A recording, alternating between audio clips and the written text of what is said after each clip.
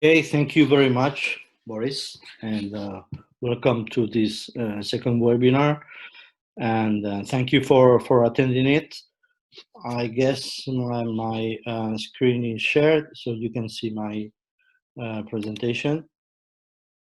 Some of the things I'm going to talk about have been already been mentioned by my previous colleagues' interventions. Um, I'm going to go through very quickly on the SMART4ALL goals and verticals because, as I say, they have already been mentioned, and I will really focus on the open goals, how you can apply, what's the process, and what are the procedures for the application submission, and what you need to take into account when you apply, what's going to be the selection process, etc. So regarding the SMART for all goals, our coordinator Nikos already made an overview of them. Here I'm trying to put it in another way, in the sense that there are two main goals.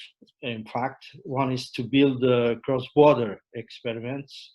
The word cross-border is going to be applied, and you will listen to it every time, because this is essential for the open calls, that the experiments had to be international between two countries. So to build cross-border experiments that either transfer knowledge or transfer technology. This is the concept of transfer knowledge and transfer technology is also something that you are going, and it's going to be the key differentiation between the different type of open calls I'm going to talk about. So this transfer has to be done between academia and industry. Again, I will explain what we understand by academia and what we understand by industry, so that there is no doubt on who can apply if you are considered, or you can be considered as an academia or as an industry. In the customized low energy computer, select for cyber physical systems and Internet of Things. The second main goal is that, okay, this is the first one deals with who and what, but where, it's the second goal. We are focusing basically in what we call in the represented geographical areas, because we are absolutely committed to accelerate the digital transformation and increase the digital skills in those areas. And we are talking especially about the Southeast Europe region, which, not to avoid any confusion, I'm going to detail which countries are considered to be in that region. And this doesn't mean, of course, that other countries cannot be involved or cannot participate, but we are going to prioritize this area. In, of course, the four, what we call the four SMART4ALL verticals that Nikos was introducing in his presentation.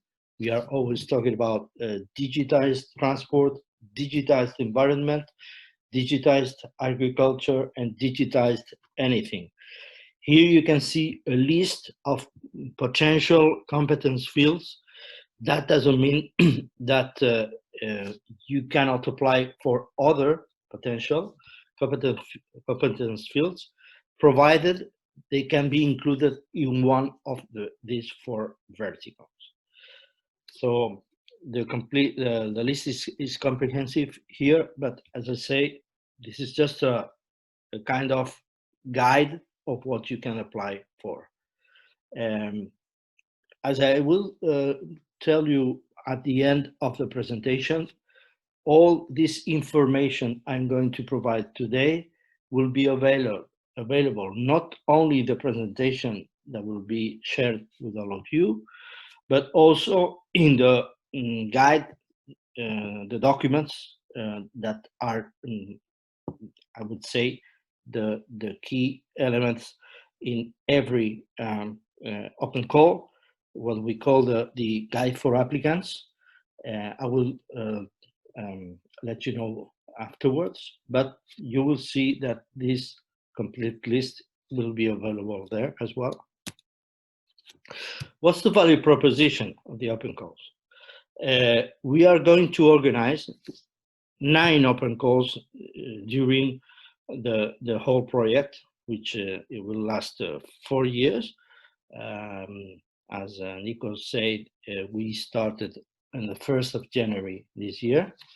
And the idea is to support 67 cross-border, what we call Pathfinder Application Experiments, PAE. So basically, these 9 open calls will be divided in 3 open calls per year during the years 2020, 21, and 22. And there are 3 types of open calls: the KTE, the FTTE, and the CTTE, as it was described by Nikos as well. Today, we are going to talk about KTE and FTTE because the first open call of these types are up and running, and they are open as of today. CTTE, which means cross-domain technology transfer experiment, the first open call will be launched by the end of the year. So when time comes, we will let you know, and we will also have other webinars explaining that. So again, today I'm going to concentrate the presentation in the KTE and FTTE. In any case, the funding you will receive is up to 80,000 equity-free per experiment. That means that it's not money that goes to your capital. It's a money that is equity-free. And it is important to understand from the beginning that this amount is what we call a lump sum. A lump sum means that you cannot receive 75,000 or 79. You're going to receive 80,000. If we will see how much is in every case, but this lump sum has to be a fixed amount of 80,000, and we are going to provide this money against deliverables, not against a cost justification. This is something I'm going to go in detail later. As it was mentioned in the previous presentation, not only we are going to provide funding, but also support, a constant support and coaching from experts in technology, business development, public and private funding, and also ethics, if needed. This support will be provided by experts from our consortium.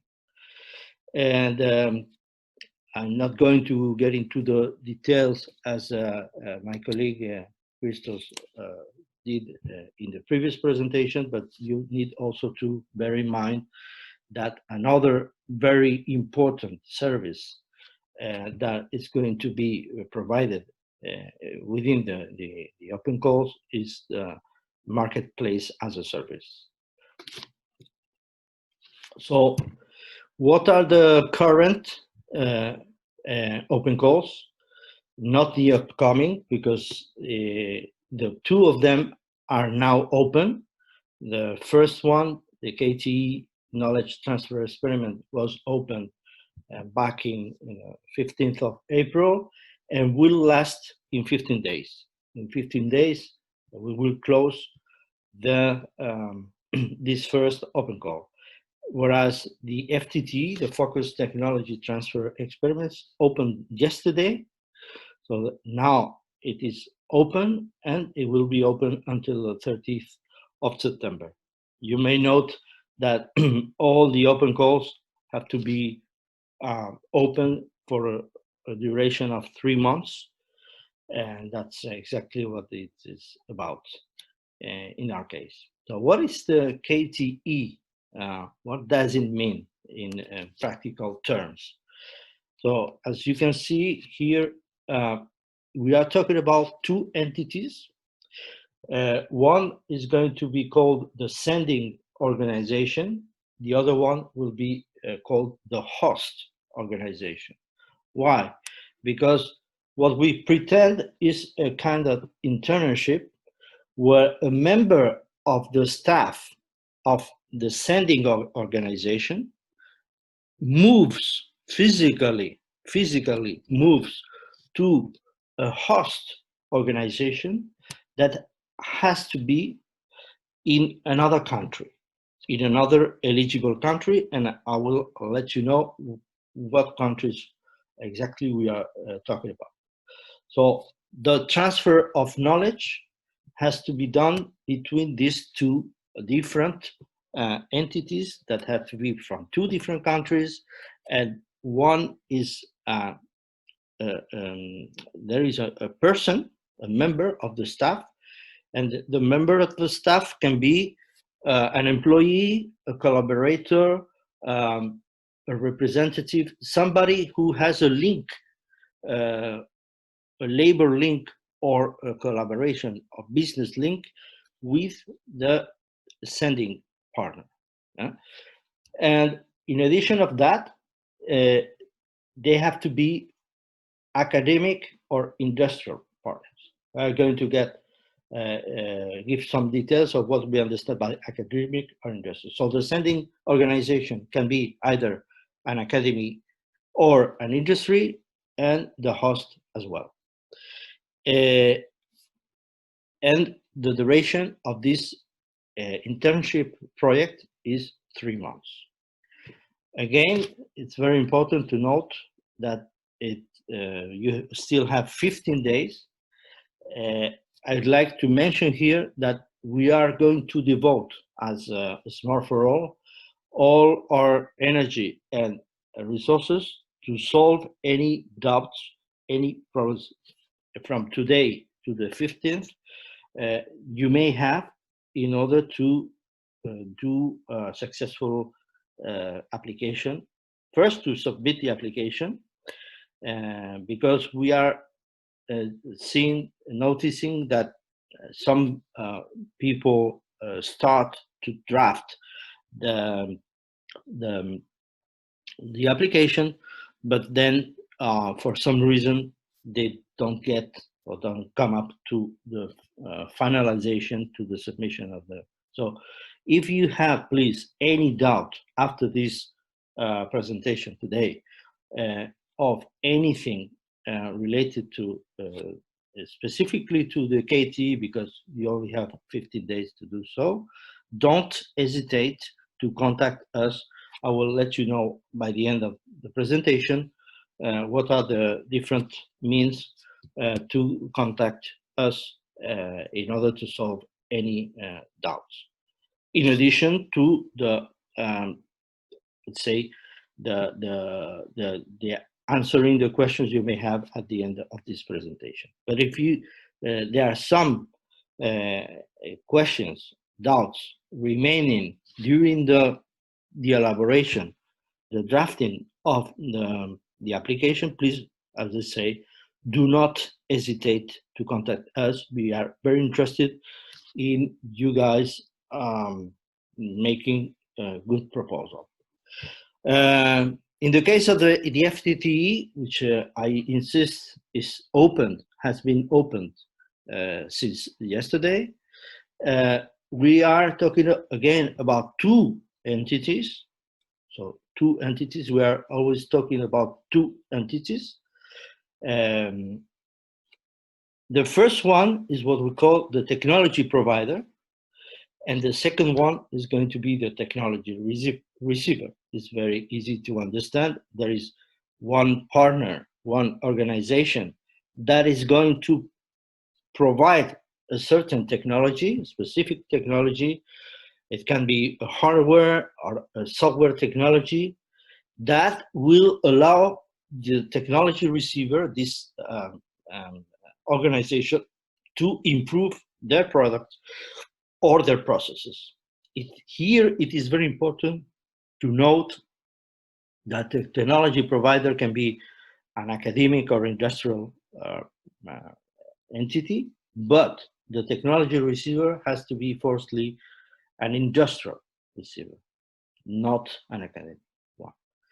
Okay, so this is for a duration of 9 months. It could be larger. It depends on the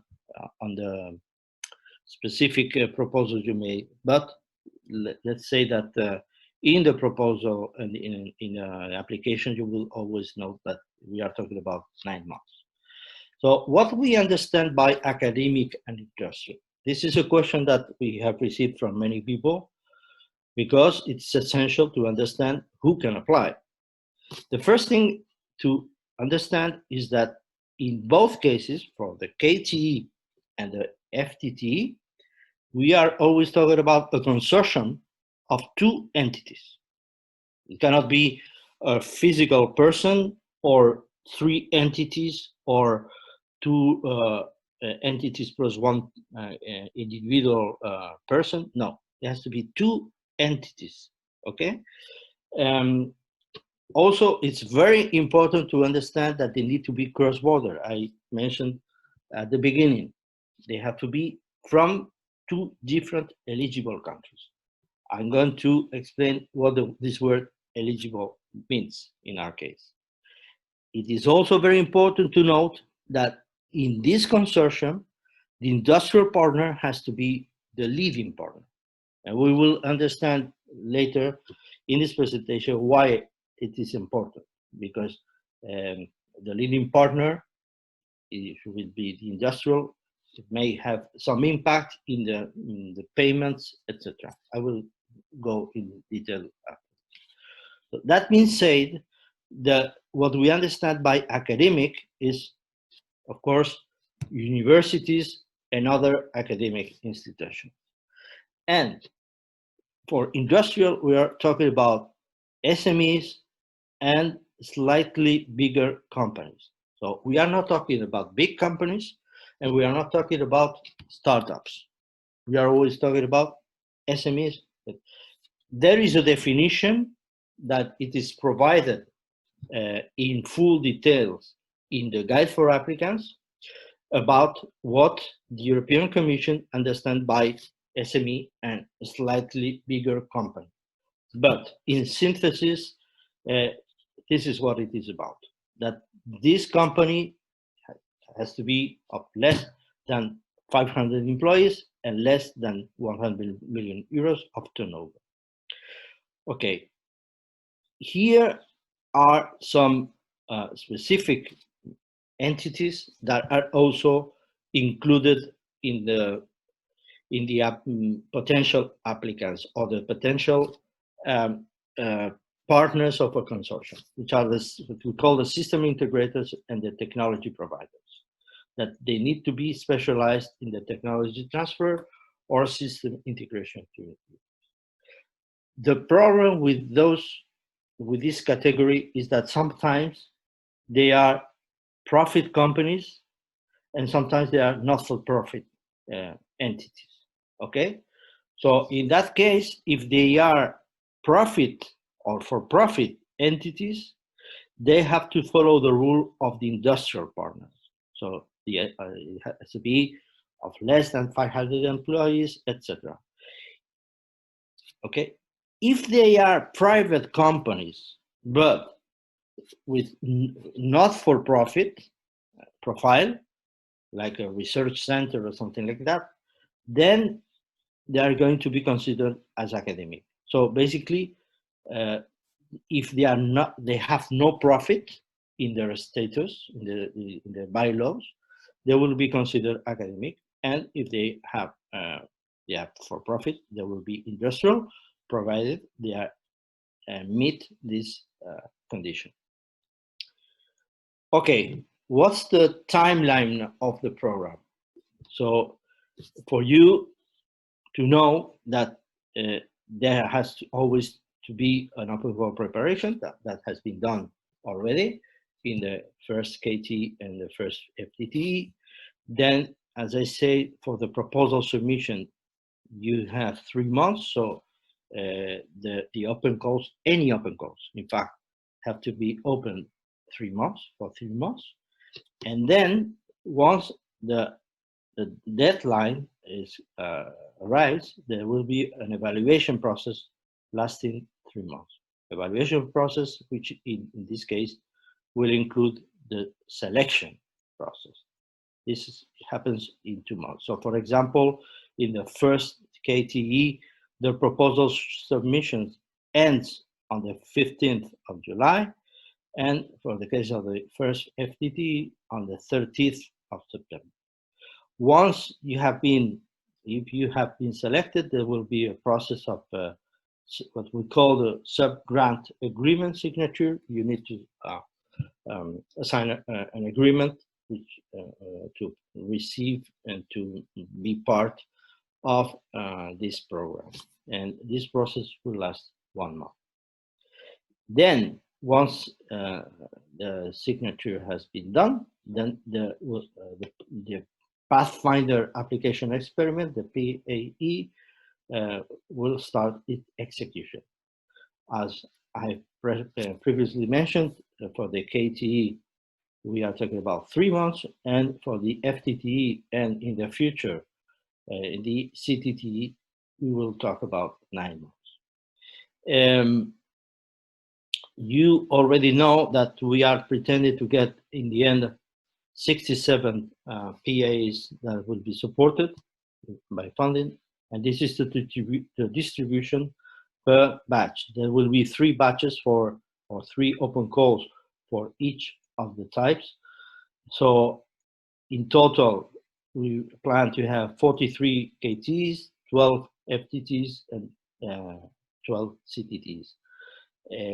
And for this first batch, we are pretending to get 15 for the KTE and 4 for the FTTE. So, as an example, for this first KTE open call that is ending in 15 days, we are going to select 15 applications, 15 consortia that meet the requirements. So I was talking about the evaluation process. The evaluation includes the selection process. So once the submission of the proposal has been ended, and I will explain how you can submit the application form. After the deadline, for instance, on the 15th of July, what we are going to do, once the KTE open call is closed, we are going to do an eligibility check, which is an automatic procedure done by Funding Box, which only verifies that you comply with the main criteria of eligibility. For instance, if we are going to check if the consortium, in this case, is composed of 1 academic partner and 1 industrial partner.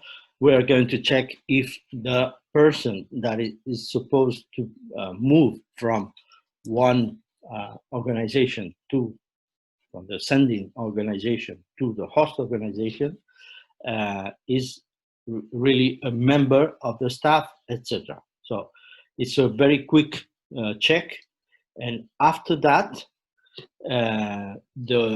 if you are rejected for some reason because you don't comply with these requirements of eligibility, you will receive an email of rejection. If not, and normally, typically, it is not the case. I mean, most of the proposals always follow and are successful in this check, then there will be an external evaluation from two experts, independent experts per proposal. So your proposal, your consortium proposal will be evaluated by two people, by two experts from a panel that has been already put in place of international experts that have followed an internal process in a SMART4ALL consortium, because we have, of course, selected them based on different criteria, like, of course, their expertise in the SILEC and CPS IoT world, but also we have taken into account other criteria such as the gender balance and also the countries of origin, because, as I said before, we want to prioritize these underrepresented areas in Europe. Okay, so once the experts have given you or have given us the evaluation of your proposals and the scores of different criteria I will detail in a while, a ranking list will be elaborated. And in the case of the KTE, typically the first 15 candidates in this ranking list would be selected. But it can be sometimes that there are slight differences that are solved in the consensus meeting. So prior to make the final decision, the consensus meeting will happen between the executive board of the SMART4ALL consortium and two of the external evaluators. That's what we call the selection committee. After that, there will be a formal decision on who are going to be the 15 proposals selected, and everybody will be informed by email of the decision. For those who have been selected, there is going to be a grant agreement signature process that I mentioned before will last for 1 month. Okay, one important thing that is not common to all the open calls, it depends on the type of open call, so is the evaluation criteria. This is something that it is very important for you to know, because you don't have to worry.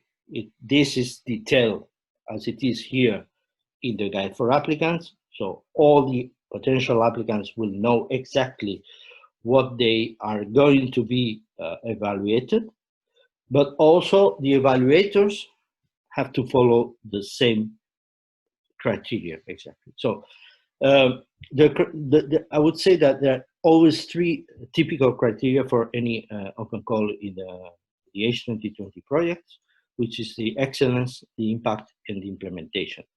What can differ from one call to another is the description of this excellence. In the case of the KTE, because it is a very specific type of project, which is an internship project, very limited in time, only 3 months, and that implies the movement of one person from one country to another. This is what we are going to evaluate. So in the excellence, the quality and the credibility of the innovation project. So it has to be, the project has to contain a level of novelty. We are not asking for completely new things, but at least it has to be innovative. Something that has not, that puts into the table something that it is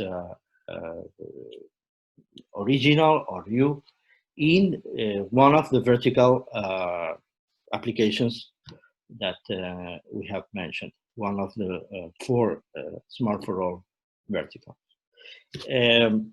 The second aspect will be the quality and appropriateness of the knowledge sharing among the participating organizations. And the third one would be the quality of the proposal interaction. There has to be, of course, an interaction between the two organizations. So we will evaluate, or better, the evaluators will assess the quality, the level of quality of this interaction. For impact, we understand, first of all, what's the impact, the actual impact for the staff member, for the future career or the present and future career. Is it going to have a real impact in terms of enhancement of his career? Also, what kind of collaboration and what are you expecting to get from this collaboration between the two partners? Since there is a knowledge transfer, we are talking about something related to research. So what is the level of development and the impact in that sense? The third aspect is the benefits for the participating organizations in terms of technical and or business market expectations. And the fourth one is the market potential of the proposed KTE in one of the SMART4ALL verticals and a competition knowledge. Here, we are not pretending to get a complete market analysis or competition analysis, but some bullet points or some hints on what you expect. If there is really something that can be can have a market in the in one of the SMART4ALL verticals. Regarding the implementation, this is very typical that you have to do a work plan, and we are going to evaluate if it is a coherent and effective work plan. So in the work plan, you will have to detail the tasks that you are going to do and the resources allocation. What are where the resources you are going to receive in terms of money, of course, are going to be allocated. And one thing which is very important and sometimes is the cause of some conflicts during the process is that the work plan has to be aligned with the objectives. So sometimes the objectives or the excellence are very, I would say, interesting for the project and for the SMART4ALL project, but there is a lack of alignment between this description of the work plan and these objectives. Also because sometimes the time plan is not realistic or it is not achievable. This is something that is going to be evaluated. As I said, the appropriateness of resources allocation. In this case, we understand that basically the resources are going to be devoted to the trips and the maintenance costs of the person who is traveling, and other costs may apply. You got the complete list of potential costs that are eligible in the guide for applicants. But one thing that is very important in this specific KTE case is that you need to take into account the applicable national law and taxes, especially regarding the social security, the labor, because when we are talking about somebody, a person who is moving from one country to the other and who is going to be in another organization without being an employee of this organization, there are some social security and labor rules that need to be complied, and that are specific for every country. It's not common to all the countries. So this is something that we are going also to, you need to describe what, this is not very complicated, but you need to take that into account, especially the host organization, because it's the one who is going to receive the person from the sending. And the second aspect is that, of course, it has to be sound, because, of course, the cost of a trip between, I don't know, Budapest and Belgrade cannot be, you know, extraordinary. We need to follow what is the average of the cost of such a trip. And in the end, the competences, the experience, complementarity of the participating organizations, in addition to the level of commitment from those two organizations towards this project. In the case of the FTTE, the description is this. The criteria are the same, the excellence, the impact, and the implementation. But in the excellence, we are looking for the ambition. Again, this has to be an innovative, has to have an innovative approach.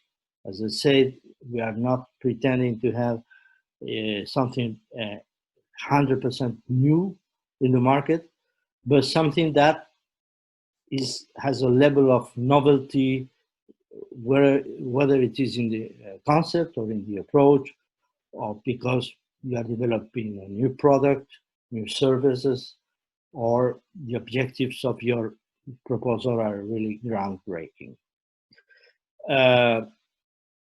So first, the ambition is what you pretend to do, and second, the innovation in the sense of an explanation of what differentiates your proposal to with regard to what it is in the market right now. And the third one is the soundness of the approach. This is more dealing with the way you explain your objectives, if they are aligned and relevant with our projects as SMART4ALL. And it can be included in one of the verticals and one of the competence fields or not. And also, there is something important is the degree of the TRL elevation. In 9 months, we are going to be asked, of course, to have an increase, an elevation of your TRL. Typically, it has to be from 5 to 7 or something like that, but we are open to receive other proposals that they may start from 2 or 3, but there has to be an elevation of the TRL during the process, during the project, and it has to be justified and explained, okay? We are not going to be so strict in what level of technology readiness you are and you are going to achieve. As I say, you can start maybe in 3 or 4, but you need to achieve 1 or 2 levels more during the, and especially you need to explain that and justify. Okay, regarding the impact, again, as in the previous call, the benefits of the collaboration, of course, there has to be a benefit for both parties. If there is a market opportunity, here we are going to be more, I would say, kind of asking a more strong analysis of the market and to demonstrate there is an opportunity. The same for the competition analysis.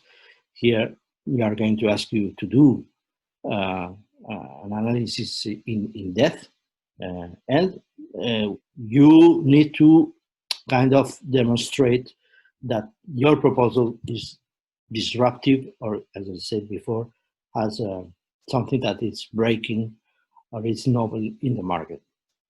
And finally, the commercial strategy and scalability. So we are going to ask for, first of all, a demonstration on how, or a detail on how you are going to commercialize the product service.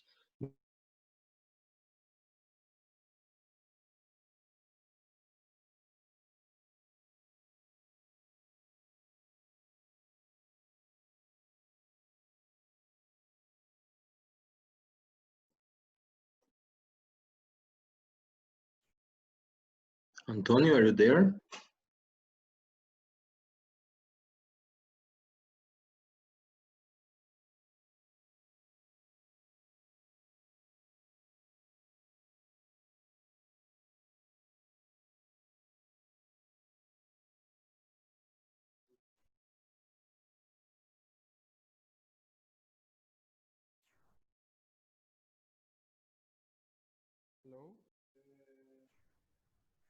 Our apologies, I think we have lost our presenter for a moment, probably due to connection issues. So I ask kindly for your patience until we re-establish connection with Antonio.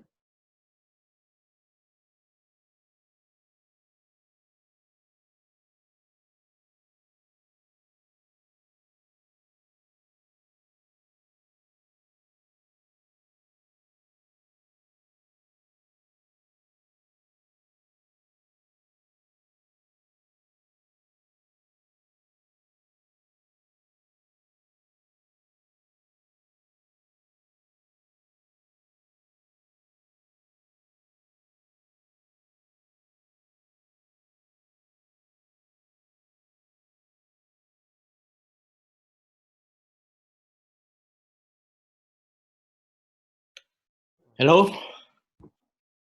Hello, Antonio. Welcome back again. I was talking alone and I realized that the connection failed at some point. So less than a minute, so please feel free to resume from your last slide. okay, let me, if I can share my screen, please.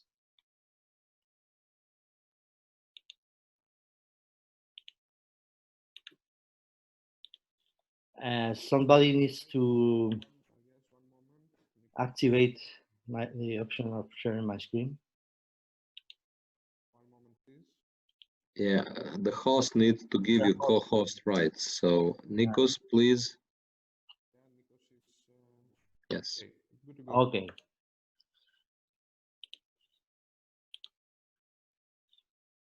Okay. I don't know if I was in this FTTE slide, the evaluation criteria. Yes, yes. This is where we lost you at the very end of the slide. Ah, okay. So I was talking about the implementation, right? The work plan. No, sorry. I was in the impact, I believe.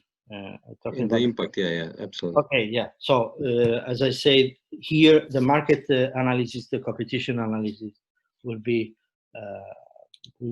required in more detail than what we would ask in the KTE. And then, as I say, the commercial strategy and scalability, we need to understand how scalable your proposal is. So we need for that plan of commercialization to solve a structural problem rather than just a specific problem. We need to understand if your proposal can have this characteristic. And for that, we need to get from you a business model and some business projections. And last, for the implementation, again, the work plan, very important that you describe the tasks in formal work packages and who are going to be the responsible partners of each task, and that the timeline has to be realistic and achievable. Regarding the team, we are going also to evaluate what are the qualities in terms of management and leadership of this team, and if there is a balanced, if this team is balanced, and cross-functional or not. And finally, the quality and effectiveness of the resources in order to get the objectives and deliverables proposed. Okay, so before we get into the prioritized sub-criteria included in this slide is that, okay, each of the criteria I have mentioned, so the excellence, the impact, and the implementation will be scored from 0 to 5 by the evaluators. There is a need of a threshold for each individual criteria of 3.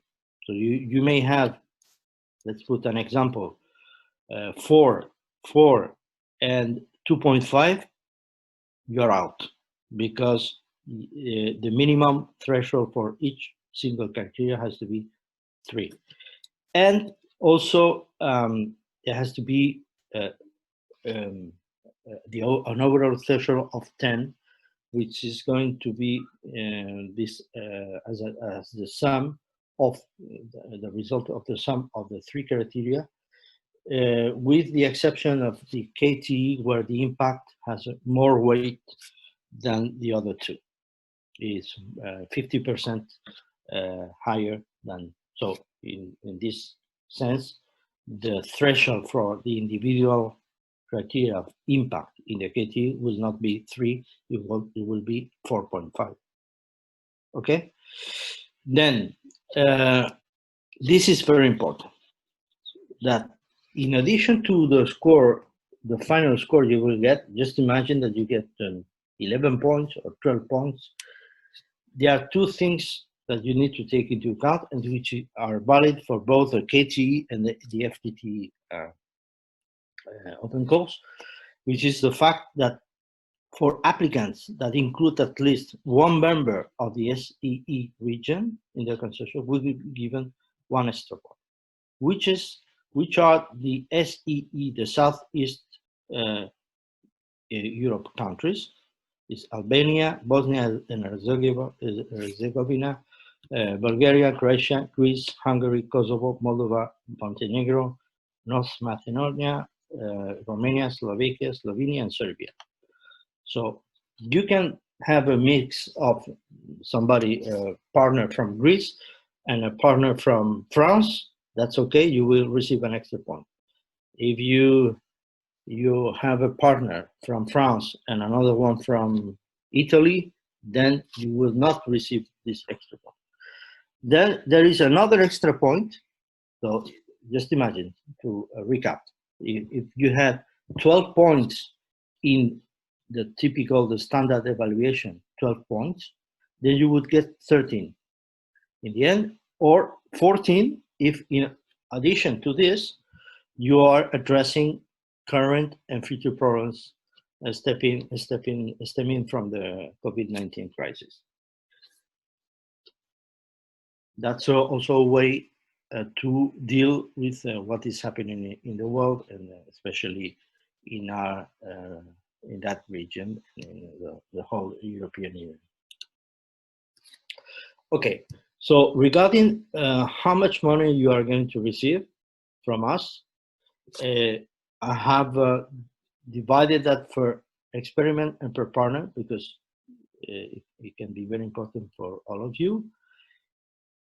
Prior to that, it is important to note that, as I said at the beginning, these payments are going to be a lump sum, okay, that are going to be received by the lead partner. So the lead partner will receive any financial support, and then will distribute the funds to the other partner. So that's why it's very important, my comment, that the lead partner had to be an industrial partner.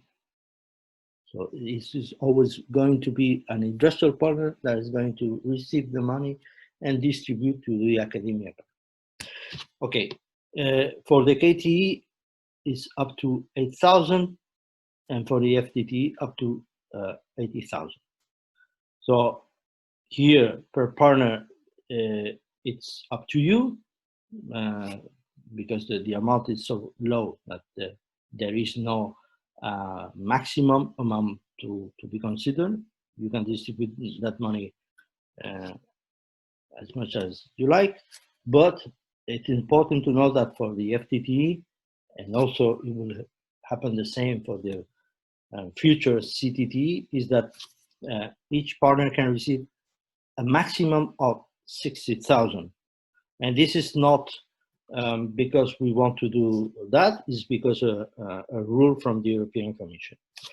So just as an example, in a consortium, you may ask 20,000 for one partner and 60,000 for another partner. That's possible, but not 70,000 and 10,000. That distribution cannot be done. And you will have to mention what the distribution is in your proposal. And that being said, again, only the leading partner will receive the money. But we need to know what this distribution is going to be. Let me remind you that the term lump sum means, because in other projects it's slightly different, that in this case that you are going to get 80,000, but not 79. You are not going to tell us because you have made justification of the cost that you have spent 78 or 75. No, you're going to receive 80, but that is going to be provided that the deliverables are correct. So you are going into this very important item, which is that the payments are made not upon cost justification, but upon deliverable or against deliverable.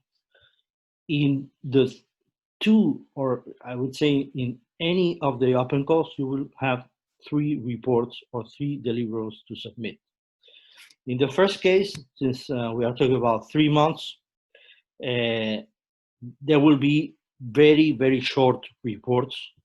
We don't want you to spend half of your time writing a report, but at least we need a kind of report telling us, first of all, what we call the inception report, which is what we are going to do exactly, how, and that has to be submitted by 15 days after the signature of the Socratic agreement, and then you will be paid 37.5% of the total amount.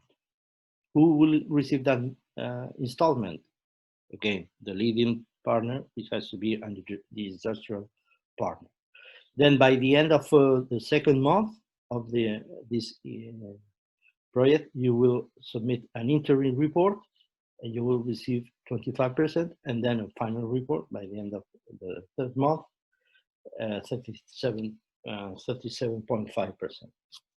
Okay, these deliverables are going to be approved by the mentoring committee. I'm going to explain the mentoring committee in the next slide, because for the FTTE, the payment arrangement is kind of a little bit more complicated, in the sense that we still have 3 reports to submit, what we call the initial plan by the end of the third month, and you will receive 30% of the 80,000, okay?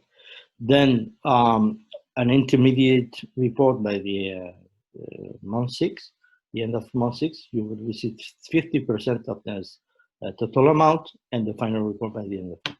But here, there has to be a review of this deliverable by the mentoring committee. The mentoring committee is composed of some members of the consortium that are experts in technical aspects and business aspects, plus funding box, the coordinators and other members of the consortium that have to be in this mentoring committee. In this case, we are going to evaluate First of all, the quality of the deliverable at 30%. Then if there is what is the quality of the technical performance indicators and the business performance indicators, and if you comply with the deadline. For instance, if the deadline is, I don't know, the 31st of October, if you comply with this deadline, you get 10%. So there will be a score for each of these topics. If the score is above 7 points in total, then you will receive the money. I would say the deliverable will be validated, and then you will receive the installment, for instance, for the first one. If not, if you are under the threshold, less than, because every I would say every topic will be ranked or scored from 0 to 10 in this case. So it may happen that if you make the average of all of this, the weighted average of all of this, you get less than 7 points, then the selection committee will meet and they will decide. They can decide that there are minor shortcomings or minor weaknesses, and it can be approved, and then you will get the payment. Or they can come back to you and say you need to improve some aspects of your deliverable, or you need to add more technical performance indicators, whatever. But you can, you would be reviewed, and your score may go from 6.5, so to speak, to 7, and then be up the threshold. But the selection committee can also decide to exclude you from the program, depending on the circumstances that I cannot at this moment foresee, but maybe you are not doing your work, you are not progressing, you are not doing the job as expected. So it is important to know that it's not just that you submit the deliverable and you get the payment. This deliverable has to be really approved. In the case of the KTE, we are not going to be so strict. We understand that, first of all, because the template of this report that will be given in the subgrant agreement is going to be something very, so to speak, easy to fulfill, and that we are not going to be so, I would say, the mentoring committee will be less focused on the content, and then to verify exactly these kinds of things, and there will be just a double check of really that you are doing what you have been proposing. Okay, I'm almost done. Just as a recap of the schedule of the open calls, for the KT, it was launched on the 15th of April and will last 15th of July. It is very important to know that the deadline is at 1:00 p.m. Central European summertime. Typically in the European projects is at 5:00, but here it's 1:00. So bear in mind this very important. Any application that we receive after that deadline will be unfortunately not taken into account. We will do the evaluation and selection process during the summer, July and August. In September, we will have a consensus meeting, and the communication of results is expected to happen by the 11th of September, and the start of the experiment by mid-October 2020. Regarding FTTE, it was opened yesterday until the 30th of September, again at 1:00 p.m. And we will do the evaluation and selection process during the month of October, the consensus meeting by the beginning of November, the results 1 week later, more or less. And the experiment could start at mid-December, but since we all know that these are not typical times, we would start at the beginning of January 2021. Very important thing is how you can apply. There are 2 microsites that are open, one for the KTE and one for the FTTE. I will go and show you in a while. But very important is, as I mentioned in the beginning, that all what I have explained here, you can find in the guides and documents that are also available in this link. And these documents also include frequently asked questions. So we already have put in place answers to typical questions that in different projects we have had. But if your question is not answered or you have specific questions, as I said, please do not hesitate to use the different channels. I recommend to use the online community help desk, which is here, because that's the way we as Funding Box, we can receive immediately the question and give you an answer as soon as possible. If there is a question that involves other partners, because they are very technical or they are very, I don't know, specific or difficult for us to reply, we are going to immediately address them to the right person. So this is the fastest way to get a reply. But of course, you can also use other channels like email or whatever with the people you may know from the project, or the people who you have been contacted from, or whatever. But this is the channel I would recommend. So let me give you a very quick example on how to apply for the KTE, which is the most urgent deadline. It will be very similar to the FTTE. If I go to this KTE,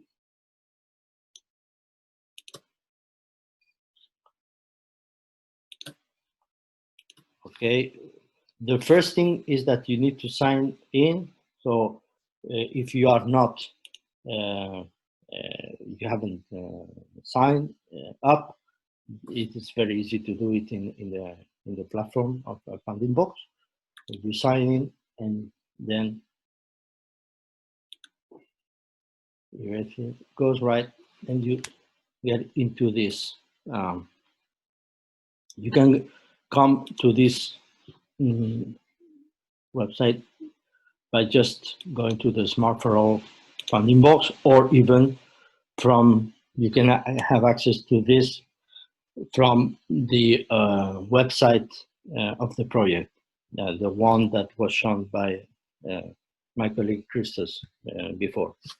But if you go straight to this microsite, here you will have the 2 open calls that are open, and you scroll down, and then you can apply now for the KTE, or you could apply now for the FTTE. So I'm going to give you an example of the KTE.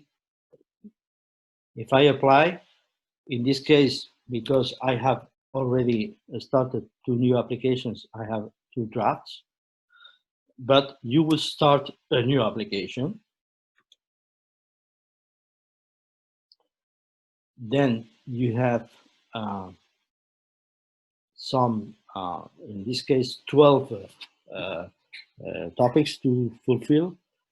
Everything that you will see with an asterisk, with a star, means that it's mandatory that you fulfill.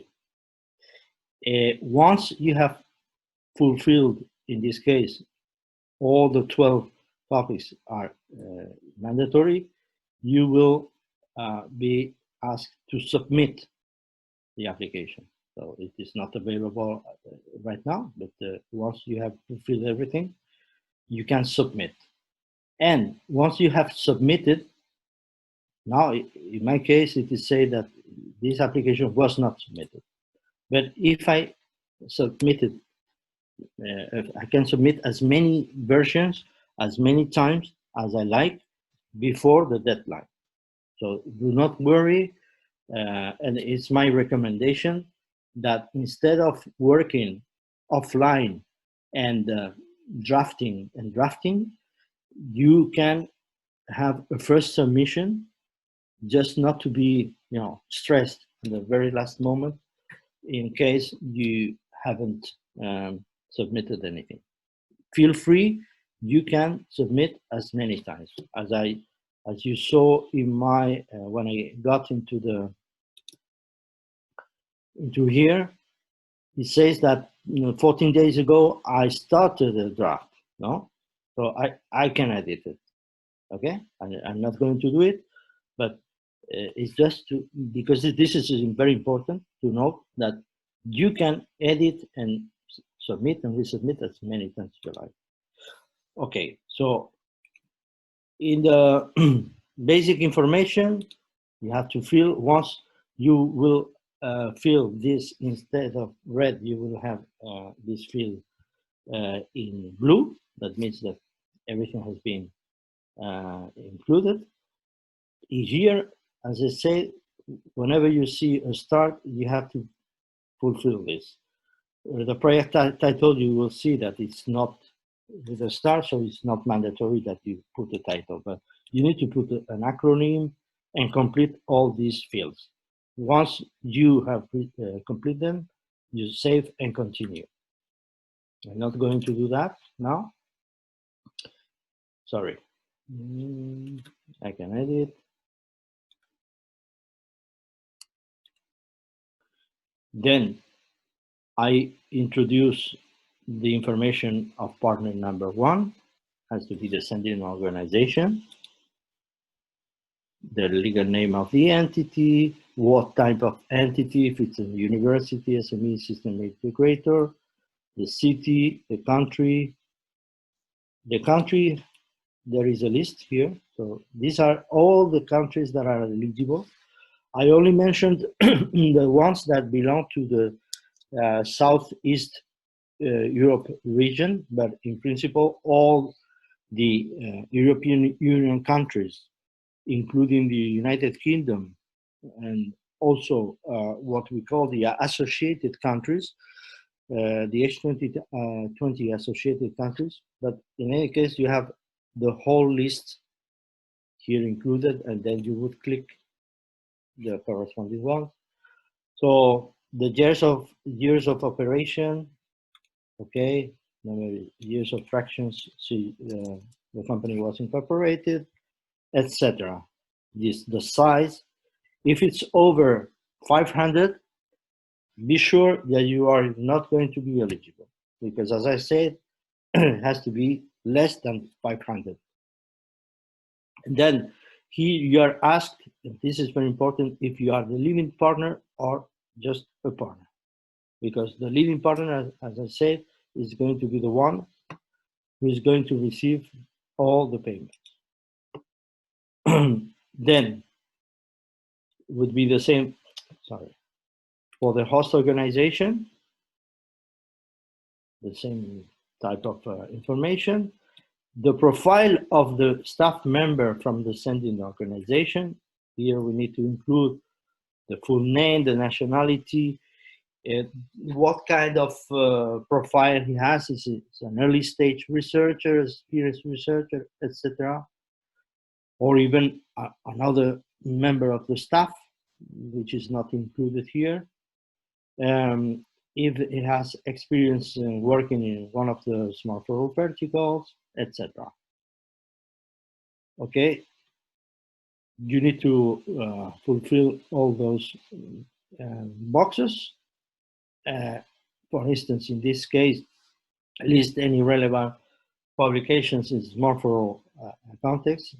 You may not be obliged to do it, because this is only for members of the academics institutions. If you are an SME, maybe you don't have any relevant publication, so it's not mandatory for the SMEs.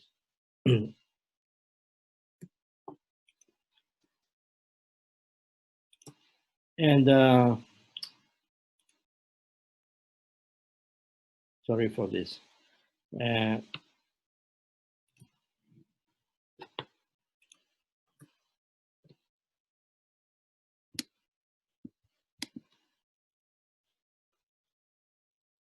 Okay, so the key data from the KTE, the project name, the tagline, once in one sentence, describe your project, a brief description.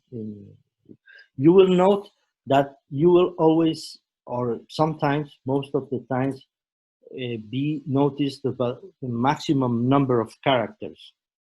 You need to take into account this because if you exceed the number of characters, you cannot save and continue. And the number of characters are always counted, including the spaces.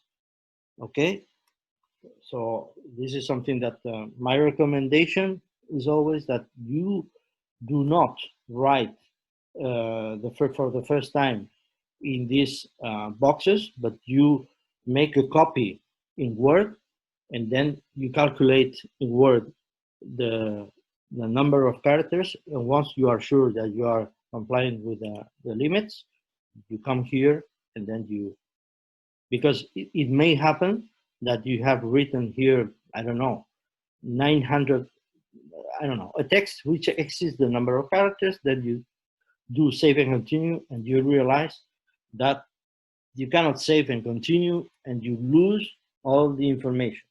That has happened in the past.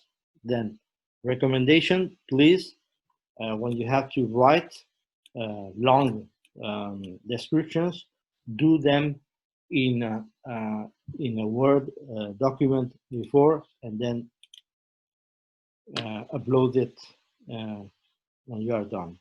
So you will have the excellence, the impact, and the implementation.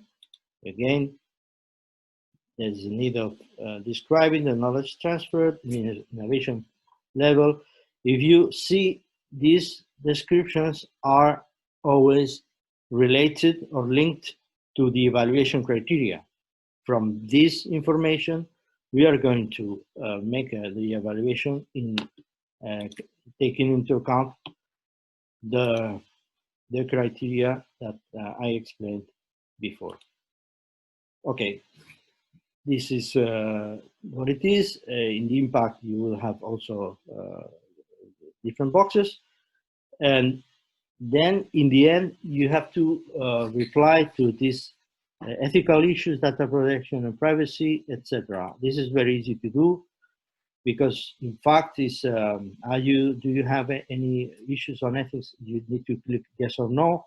If you click no, you can save and continue. If you click yes, you need to describe those issues, a maximum 1,000 characters. You also need to reply to some questions for statistical purposes. This is very easy to do. I would say that these questions, these sections, 9, 10, 11, and 12, are not going to be evaluated. The evaluation goes from excellence, impact, and implementation. The eligibility check that I mentioned is going to be done through the information you have put in sections 2, 3, 4, and 5. And as I say, there will be some questions, and then this is kind of important that you need to declare that you are okay, you read and understand the information consent form. For that, you need to go to the application, to the guide for applicants. Very good. Antonio, sorry to interrupt. Perhaps we can wrap up with these details about the application and move to the question session, because we have already spent 2 hours of our time, and not to keep the participants waiting, perhaps we can move to the question session. Okay, let me just finalize with Yeah, wrap up please, and then we're going to go to the processing of personal data, because I don't have the timer, but this is very easy to fulfill. But just to mention that these are mandatory fields. And then you have, because it may happen that in the questions you have that, you have the guide for applicants for each one of the which are the most important documents, each one of the open calls. And here you have everything that I have explained today is in here. So that's all for my side. So I believe that, yeah, it's 13:11. It's time for questions.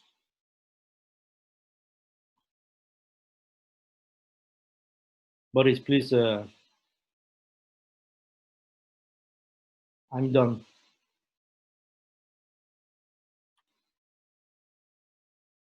Hello?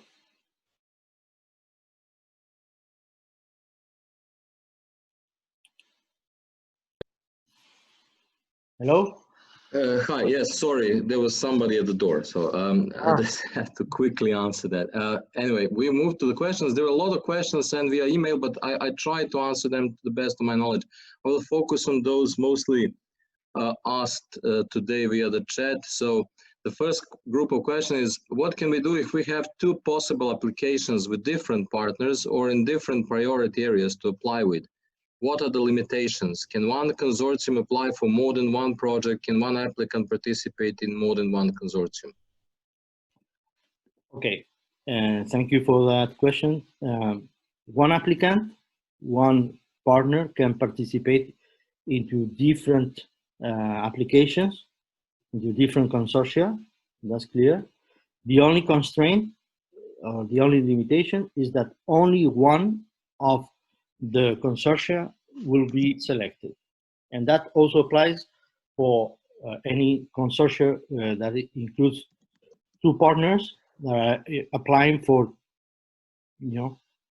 different submissions. So you can submit as any applications as you like, whether you are a single partner applying in different consortia, or you are the same consortia applying to different SMART4ALL verticals or whatever. But only one will be selected. I am talking about one open call.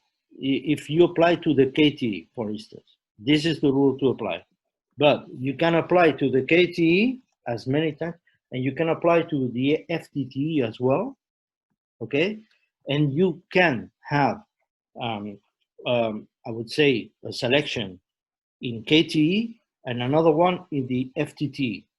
So for a single open call, you can only be selected once, okay? But you can be selected for KTE and FTTE at the same time. The only rule that applies in that case is the maximum amount of funds you can receive, adding the ones of each open call is 60,000 euros. You may apply for a KTE for a KTE is less than or 8,000 euros. Let's suppose that you get 6,000 because the other 2 are for the other partner. Then you could only be in a consortium for the FTTE for 54,000 euros. I don't know if it is clear, but the maximum amount you can receive for as a sum of all the open calls you get selected is 60,000 euros as a single partner.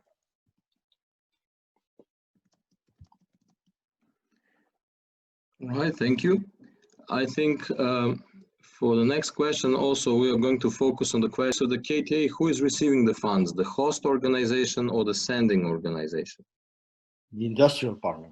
So because the leading partner, I mean, as I showed in the KTE application form, you are going to be asked who is the leading partner. It can be the host or the sending, independently. But the leading partner has always to be an industrial partner. Bear in mind that in the KTE, the sending can be either academic or industrial, and the host can be either academic or industrial. So no matter who is the sending or the host, the one who is going to receive the money is the industrial partner. It can be host or sending partner. And then he will distribute with the other partner internally. Okay, so in KTA, I assume the question refers to that as well. Is it eligible to exchange staff in both from both parties in both directions? No, no, and no. if yes, how will it be presented in the application form? No, no, no, no. There is a sending and a host. It cannot be both of them sending and host. Otherwise, we would have included that in the guide for applicants and all the documents that the two can have sending and host. No, there has to be one sending and one host. Okay, thank you. Can you be more specific with about the underrepresented groups that need to be considered relevant when proposing a project? Does addressing underrepresented groups provide extra points, or only COVID-19 and SE related projects too? I don't understand very well the question, but the ones who are going to receive an extra point is the applications that include in the consortium at least one member of is from one of these countries, and the other member can be from another country. And the represented groups, I'm not sure to understand what they mean by that. So yeah, I don't think we ever mentioned any underrepresented groups in these open calls, but if we did, can you be please more specific in the chat to clarify what you mean on the underrepresented groups? Because I don't think we ever mentioned those. But we have mentioned underrepresented areas. Underrepresented areas, so not groups of population. Represented right? Geographical areas, especially SEE. And this is something that it has been defined by the European Commission. Is not detailed in detail what are all the underrepresented geographical areas. That's why we have decided to focus on what we call the SEE, which is the list of the countries isn't here. But we cannot say that it can be, thought as an underrepresented region. In the underrepresented in the sense that in the projects of the European Commission, they are not very present in many times. But I believe that noting that these are the countries that would get an extra point, that's enough. In addition to the extra point they can get from the COVID-19. Right. Then another very interesting, important question. How do you foresee to tackle the risk if borders are closed again in Europe and successful applicants are supposed to move from one country to another? Okay, this is something that if we go to the times of the schedule of the open call, we believe that by mid-October, November, if we decide to start a little bit later, the COVID-19 or this problem with the movement between people and borders should be ended. But we understand that we cannot foresee exactly what can happen. I can give the floor to Nikos, our coordinator. If he's... Yes, Antonio, thank you very much. This is a concern that is fully reasonable. We definitely keep an eye on it, and we are in close collaboration with the European Commission. So far, the guidelines we have is that we move forward and we are doing business as usual. So in case something pops up and borders are closed or whatever, there will be a general guideline from European Commission, not only for SMART4ALL, but for all projects as well. So in this case, we will provide you additional information or clarifications as soon as we receive the hints and the guidance from European Commission. So until then, we'll move forward as usual. Okay, thank you. I think that clarifies that. Have you provided offline templates as well for the proposal submissions, which can be downloaded, because it might be helpful for the applicants?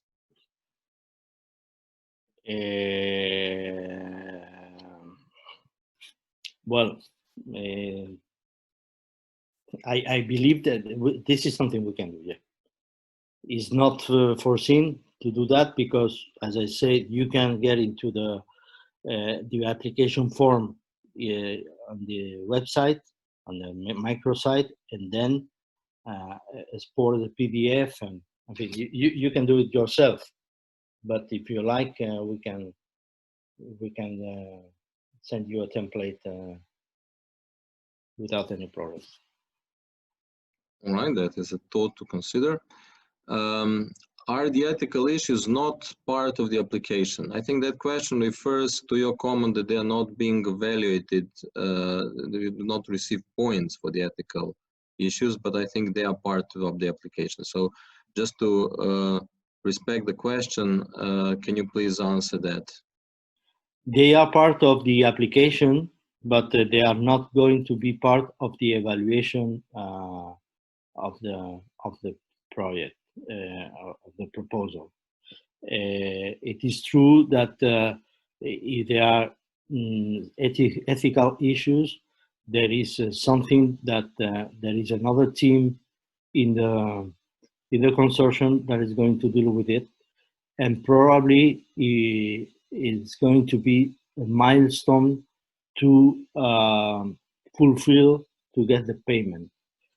This may happen especially in the FTTE, that we may include the fact that you comply with the ethical issues you have pointed out, and maybe the requirements that you get from the ethical committee as a part of the validation process of the deliverable. Maybe Nikos, you can also talk a bit of this, the ethical process. The ethical process, this is something we're also monitoring based on the application, and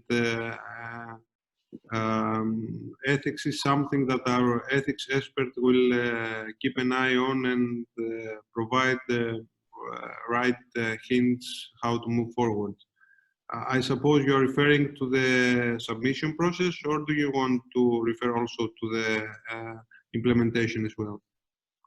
No, in the submission, I mean, in the application form, they just need to say if they have some ethical issues or not.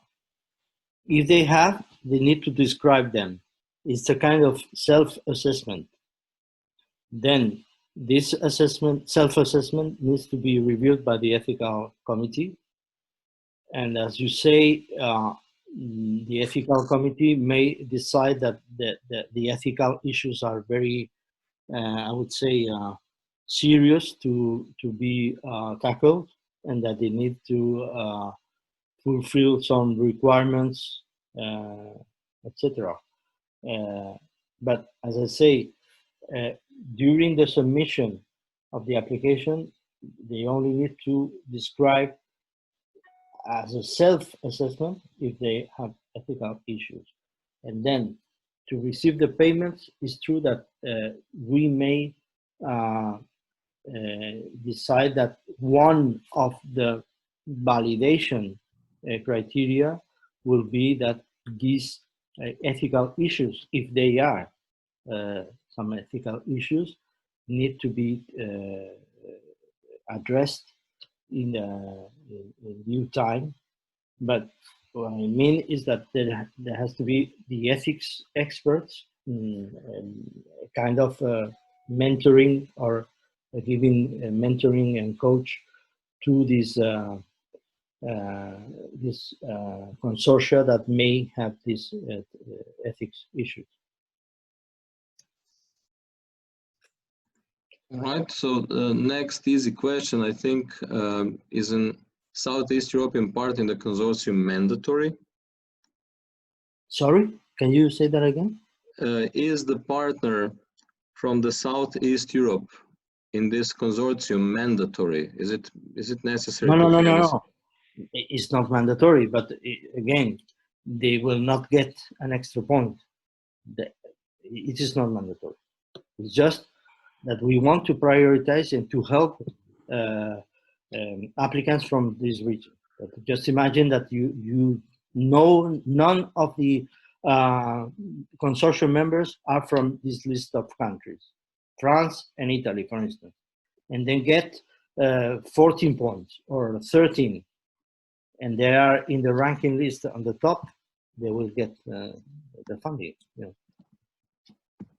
It's not mandatory. Okay, I think that is clear. Yeah. So I just wanted you to confirm because people are asking questions. Yeah. Yeah. So also, do academic research-based project transfer to the industry as technological solution qualify for the call for application? I think we can answer yes very quickly.